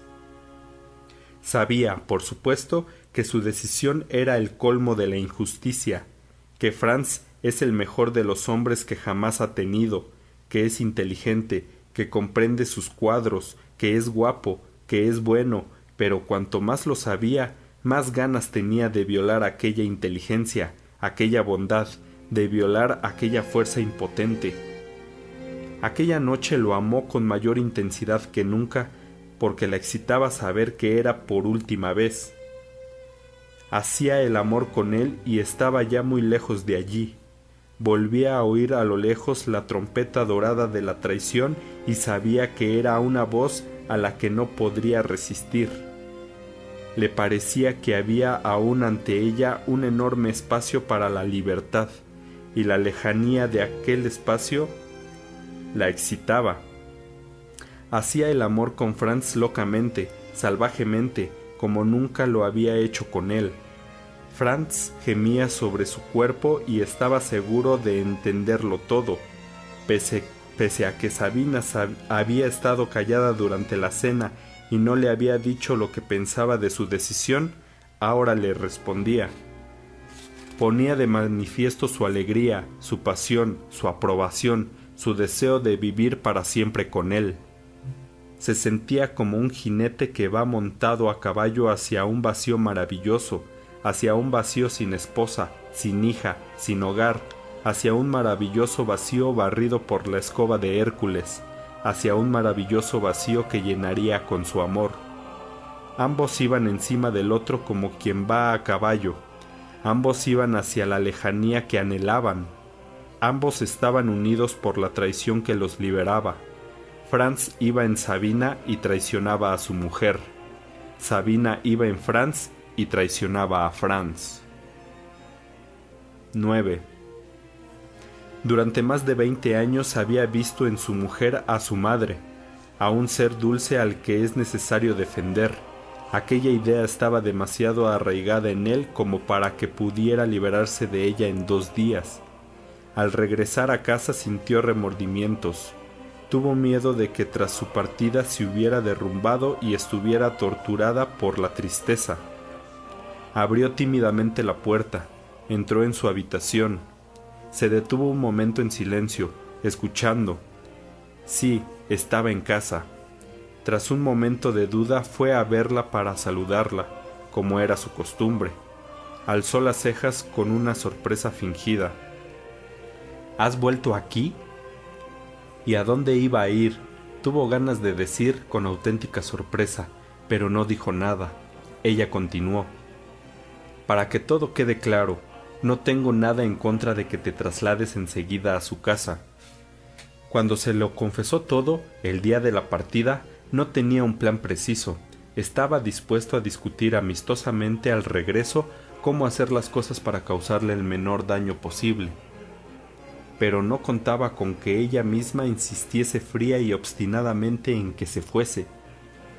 A pesar de que aquello le facilitaba las cosas, no pudo evitar la decepción.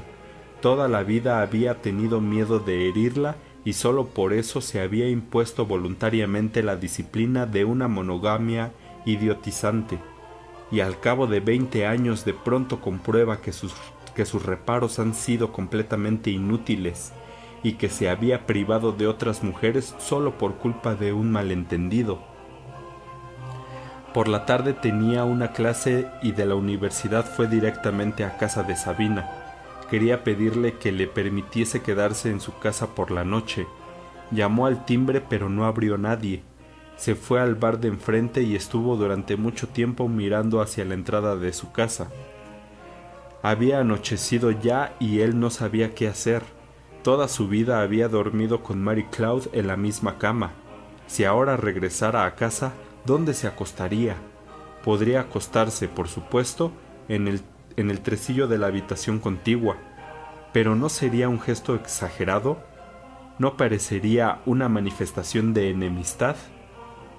Él quiere seguir siendo amigo de su mujer, pero acostarse a su lado tampoco era posible. Podía oír por adelantado su irónica pregunta: ¿cómo no prefiere dormir en la cama de Sabina? Por eso buscó una habitación en un hotel. Al día siguiente volvió a llamar en vano a la puerta de Sabina durante todo el día. Al tercer día fue a ver a la portera. No sabía nada y le indicó que se dirigiera a la propietaria de la casa, que era quien le había alquilado el estudio a Sabina. La llamó por teléfono y se enteró de que Sabina había rescindido el contrato 2 días antes. Fue varios días más a ver si localizaba a Sabina en su casa, hasta que un día encontró la casa abierta. 3 hombres vestidos con monos cargaban los muebles y los cuadros en un gran camión de mudanzas aparcado delante de la casa.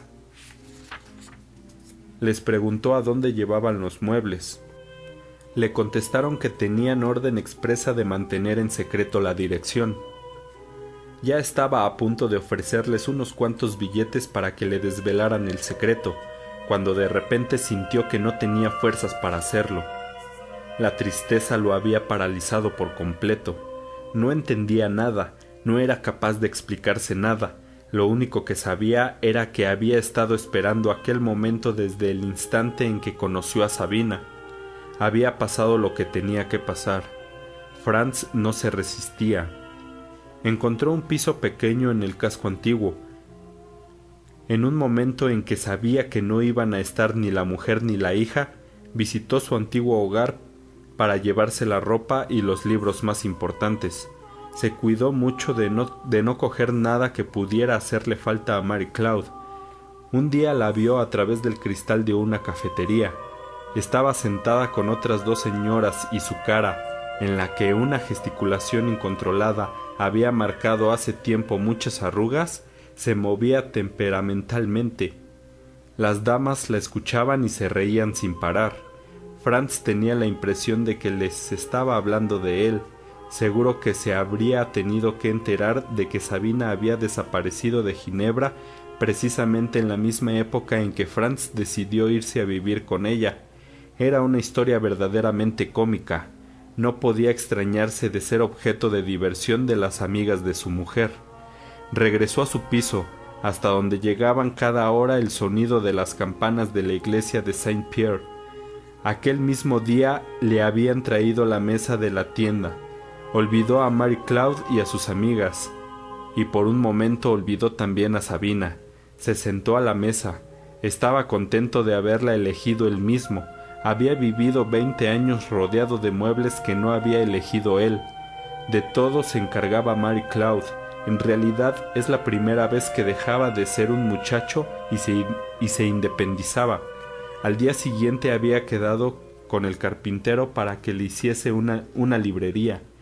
Llevaba ya varias semanas entretenido dibujando su forma, tamaño y ubicación.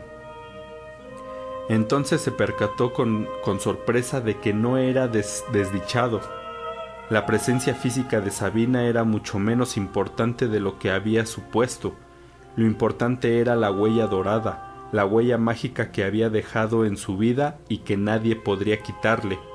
Antes de desaparecer de su vista, tuvo tiempo de poner en sus manos la escoba de Hércules, con la cual barrió de su vida todo lo que no quería. Aquella inesperada felicidad, aquella comodidad, aquel placer que le producían la libertad y la nueva vida, ese era el regalo que le había dejado. Por lo demás, siempre prefería lo irreal a lo real, del mismo modo en que se sentía mejor en las manifestaciones, que como ya he dicho, son solo teatro y sueño, que en la cátedra desde la que les daba clase a sus alumnos. Era más feliz con la Sabina que se había convertido en una diosa invisible que con la Sabina con la que recorría el mundo y por cuyo amor temía constantemente. Le había dado la inesperada libertad del hombre que vive solo. Le había regalado la luz de la seducción. Se había vuelto atractivo para las mujeres. Una de sus alumnas se enamoró de él. Y así, en un periodo de tiempo increíblemente breve, se transformó por completo el escenario de su vida. Hasta hacía poco tiempo vivía en una gran casa burguesa con criada, hija y esposa, y ahora reside en un piso pequeño del casco antiguo y su joven amante se queda a dormir en su casa casi todos los días. No necesita recorrer con ella los hoteles de todo el mundo y puede hacer el amor con ella en su propio piso, en su propia cama, en presencia de sus libros y de su cenicero que está encima de la mesa de noche. La chica no era ni guapa ni fea, pero era tanto más joven que él, y admiraba a Franz igual que hasta hacía poco tiempo admiraba a Franz a Sabina. Aquello no era desagradable, y si acaso podía interpretar el haber cambiado a Sabina por un estudiante con gafas como una pequeña degradación, su bondad era suficiente como para que la nueva amante hubiera sido bien recibida, para que sintiera por ella un amor paternal que antes nunca había podido satisfacer debido a que Mary Ann no se comportaba como una hija, sino como una segunda Mary Claude. Un día visitó a su esposa y le dijo que le gustaría volver a casarse. Mary Claude hizo un gesto negativo con la cabeza. Pero si el divorcio no va a cambiar nada, no pierdes nada, te dejo todas las propiedades. No se trata de las propiedades, dijo. Entonces, ¿de qué se trata? Del amor, sonrió. ¿Del amor? Se extrañó. El amor es un combate, sonreía Mary Claude. Combatiré todo lo que sea necesario, hasta el final. ¿Que el amor es un combate? No tengo el menor deseo de combatir, dijo Franz y se marchó. 10. Después de 4 años pasados en Ginebra, Sabina se fue a vivir a París y no era capaz de recuperarse de la melancolía. Si alguien le hubiera preguntado qué le había pasado, no habría encontrado palabras para explicarlo. Un drama vital siempre puede expresarse mediante una metáfora referida al peso. Decimos que sobre la persona cae el peso de los acontecimientos. La persona soporta esa carga o no la soporta, cae bajo su peso, gana o pierde. ¿Pero qué le sucedió a Sabina? Nada. Había abandonado a un hombre porque quería abandonarlo. ¿La persiguió él? ¿Se vengó? No, su drama no era el drama del peso, sino el de la levedad. Lo que había caído sobre Sabina no era una carga, sino la insoportable levedad del ser. Hasta ahora, los momentos de traición la llenaban de excitación y de alegría, porque ante ella se abría un camino nuevo y, al final de éste, la nueva aventura de una traición. Pero ¿qué sucederá si ese camino se acaba un buen día? Uno puede traicionar a los padres, al marido, al amor, a la patria, pero cuando ya no hay ni padres, ni marido, ni amor, ni patria, ¿qué queda por traicionar? Sabina sentía a su alrededor el vacío, pero ¿qué sucedería si ese vacío fuese precisamente el objeto de todas sus traiciones? Por supuesto, hasta ahora no había sido consciente de ello. El objetivo hacia el cual se precipita el hombre queda siempre velado. La muchacha que desea casarse desea algo totalmente desconocido para ella. El joven que persigue la gloria no sabe qué es la gloria. Aquello que otorga sentido a nuestra actuación es siempre algo totalmente desconocido para nosotros. Sabina tampoco sabía qué objetivo se ocultaba tras su deseo de traicionar. ¿Es su objetivo la insoportable levedad del ser? Al abandonar Ginebra, se le acercó considerablemente. Llevaba ya 3 años en París cuando recibió una carta de Praga. La escribía el hijo de Tomás. De algún modo se había enterado de su existencia. Había conseguido su dirección y se dirigía a ella como a la amiga más próxima de su padre. Le comunicaba la muerte de Tomás y Teresa. Al parecer habían pasado los últimos años en un pueblo donde Tomás trabajaba como conductor de un camión. Solían ir de cuando en cuando a la ciudad más próxima y pasaban la noche allí en un hotel barato. El camino serpenteaba por los montes y el camión en el que iban se precipitó por una escarpada ladera. Sus cuerpos quedaron totalmente destrozados. La policía comprobó posteriormente que los frenos estaban en un estado catastrófico. Era incapaz de sobreponerse a aquella noticia. El último vínculo que aún la ataba al pasado quedaba truncado. Siguiendo su antigua costumbre, pensó en calmarse paseando por un cementerio. El que estaba más próximo era el cementerio de Montparnasse. Se componía de una serie de casitas estrechas, de capillitas en miniatura construidas encima de cada tumba. Sabina no entendía por qué los muertos querían tener encima estas imitaciones de palacios. Aquel cementerio era la soberbia convertida en piedra. En lugar de haberse vuelto más razonables después de muertos, los habitantes del cementerio eran aún más necios que cuando vivos. Exhibían su importancia en esos monumentos. Los que descansaban ahí no eran los padres, hermanos, hijos o abuelitas, sino dignatarios y hombres públicos, portadores de títulos, distinciones y honores. Hasta los empleados de correos exponían aquí a la admiración pública su posición, su importancia social, su dignidad. Paseando a lo largo de la alameda del cementerio, vio que estaban enterrando a alguien en aquel preciso momento. El jefe de ceremonias llevaba un gran ramo de flores y entregaba a cada uno de los deudos una flor. También le dio una a Sabina. Ella se sumó a los demás. Dieron un rodeo alrededor de muchos mausoleos hasta llegar a una tumba a la que le habían quitado la lápida. Se inclinó sobre el foso. Era profundísimo. Dejó caer la flor. Fue describiendo pequeños círculos hasta llegar al ataúd. En Bohemia las tumbas no son tan profundas. En París las tumbas son tan profundas como altas las casas. Su mirada cayó sobre la lápida que yacía a un costado de la tumba. Aquella lápida le dio pánico, de modo que se dio prisa por volver a casa. Se pasó el día pensando en aquella lápida. ¿Por qué la había asustado tanto? Se respondió: si una tumba está cubierta por una lápida, el muerto ya nunca podrá salir. Pero si el muerto nunca sale, ¿no da lo mismo que esté cubierta de tierra o de piedra? No da lo mismo, Cuando cubrimos la tumba con una piedra, significa que no queremos que el muerto regrese. La pesada lápida le dice al muerto: «Quédate donde estás». Sabina se acuerda de la tumba de su padre. Encima del ataúd hay tierra.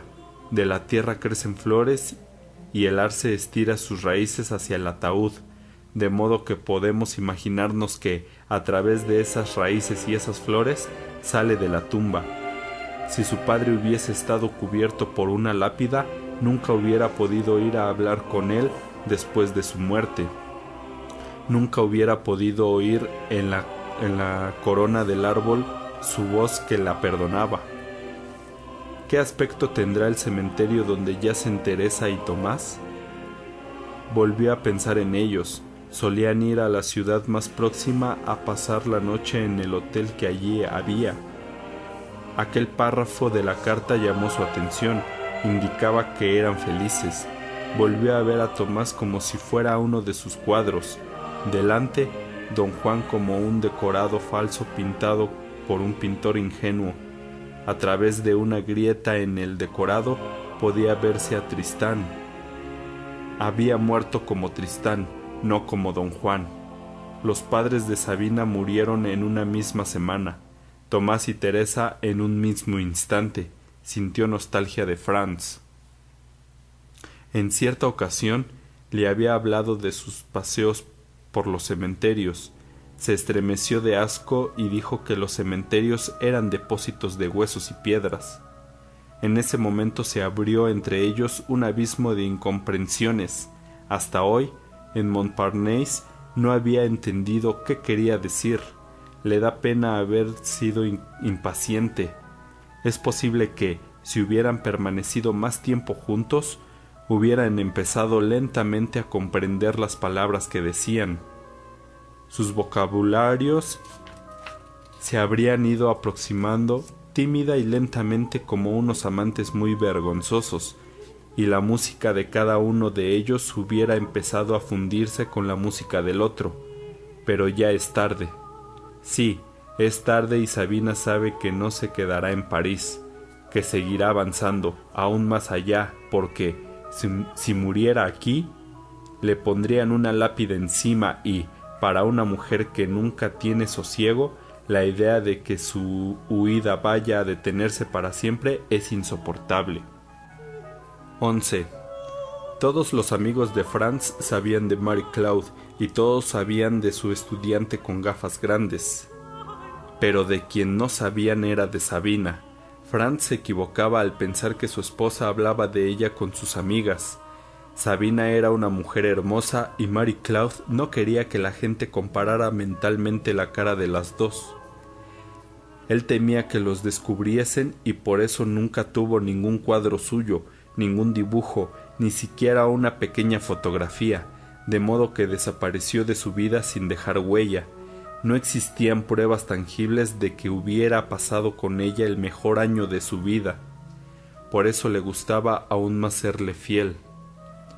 Cuando se quedan solos en la habitación, su joven amante levanta a veces la vista del libro y le mira inquisitivamente. «¿En qué piensas?», pregunta. Franz está sentado en el sillón y tiene los ojos fijos en el techo. Cualquiera que sea la respuesta que le dé, seguro que piensa en Sabina. Cuando publica algún trabajo en una revista especializada, su estudiante es la primera lectora y quiere discutirlo con él, pero él piensa en qué diría Sabina si lo leyese. Todo lo que hace lo hace para Sabina y lo hace de modo que le guste a Sabina. Es una infidelidad muy inocente, como hecha a medida para Franz, que nunca sería capaz de hacerle daño a la estudiante de las gafas. El culto a Sabina era para él más una cuestión de religión que de amor. Además, de la teología de esa religión se desprende que su joven amante le ha sido enviada por Sabina. Por eso entre su amor terrenal y su amor celestial reina una paz absoluta. Y si el amor celestial contiene necesariamente, por ser celestial, una elevada proporción de elementos inexplicables e incomprensibles, recordemos el diccionario de palabras incomprendidas, esa larga lista de malentendidos. Su amor terrenal está basado en una verdadera comprensión. La estudiante es mucho más joven que Sabina. La composición musical de su vida está apenas esbozada y en ella incluye, agradecida, motivos tomados de Franz. La gran marcha de Franz también es su credo. La música es para ella una embriaguez dionisíaca, igual que para él. Van con frecuencia a bailar, viven en la verdad. Nada de lo que hacen ha de ser secreto para nadie. Frecuentan la compañía de amigos, compañeros y hasta personas desconocidas. Disfrutan estando, bebiendo y charlando con ellos. Con frecuencia hacen excursiones a los Alpes. Franz se agacha, la muchacha salta sobre su espalda y él corre llevándola por los prados y recitando a gritos un largo poema alemán que le enseñó su mamá cuando era niño. La muchacha se ríe, se abraza a su cuello y admira sus piernas, su espalda y su torso. Lo único que a ella se le escapa es la particular simpatía que siente Franz por ese país ocupado por los rusos. En el aniversario de la ocupación, una especie de sociedad checa de Ginebra organiza una celebración conmemorativa. En la sala hay poca gente. El orador tiene el pelo cano ondulado, de peluquería. Lee un largo discurso que aburre hasta a los pocos entusiastas que han ido a oírlo. Habla en un francés sin faltas pero con un acento terrible. De vez en cuando, para subrayar una idea, levanta el dedo índice, como si amenazara a la gente que está en la sala. La chica de las gafas está sentada al lado de Franz, tratando de no bostezar. En cambio, Franz sonríe feliz. Mira al hombre de pelo cano, que le resulta simpático con su curioso dedo índice y todo.